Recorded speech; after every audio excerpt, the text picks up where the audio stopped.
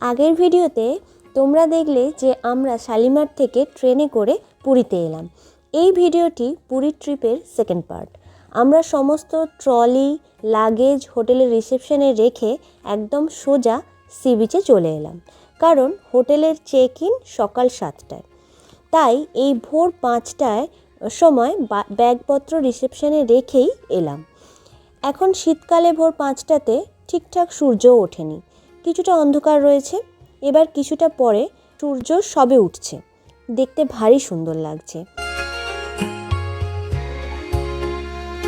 এখানে সকালের দিকে মাছ ভর্তি নৌকা আসে, মাছ ধরে নিয়ে এসে জেলেরা এই সি বিচে এই আমাদের মতন ট্যুরিস্টদের কাছে বিক্রি করে।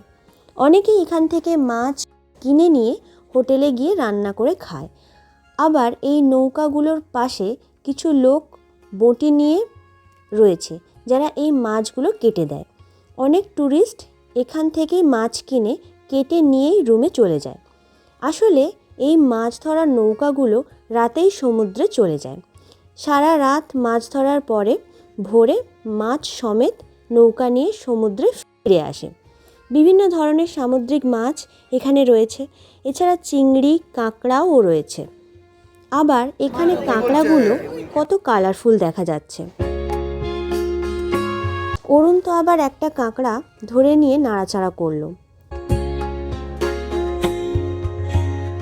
এখন সকাল 7টা বেজে গেছে। এবার আমরা হোটেলে চলে যাব। চেক ইন করে ড্রেস চেঞ্জ করে আবার সমুদ্রে স্নান করার জন্য চলে আসব। দেখা হবে নেক্সট মিনি ব্লগে। Till then by.